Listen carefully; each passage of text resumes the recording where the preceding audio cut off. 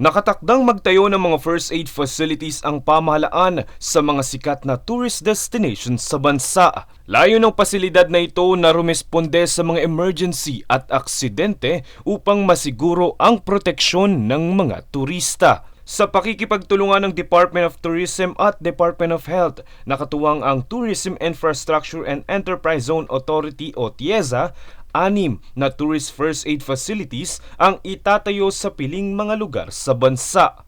The tourist first aid facilities shall serve as the emergency response mechanism for any tourist, international or local, who may encounter accidents or injuries while they are at our islands.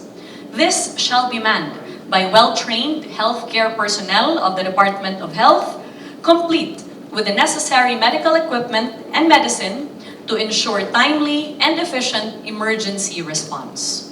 Kabilang sa unang batch ng mga facilities na ito ay itatayo sa Boracay, La Union, Panglao sa Bohol, Siargao, Palawan at Puerto Galera. Ayon kay Health Secretary Teodoro Herbosa, bawat kagamitan at serbisyong hatid ng mga pasilidad ay nakaayon sa mga posibleng maging emergency o aksidente sa lugar. Bawat first aid facilities ay pupunan ng isang doktor, isang nurse at isang assistant.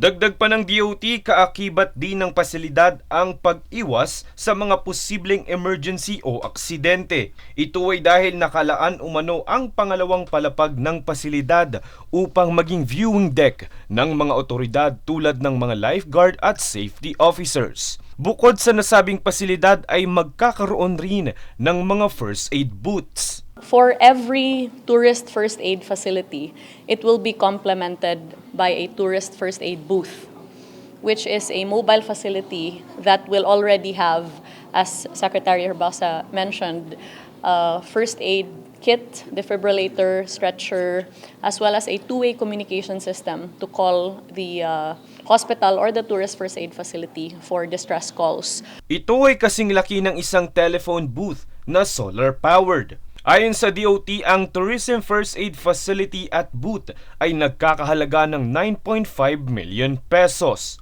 Asahan umano ang groundbreaking nito sa susunod na buwan sa La Union.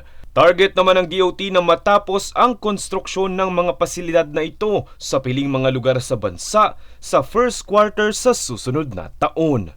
Francis Riudique, nag-uulat para sa One Media Network.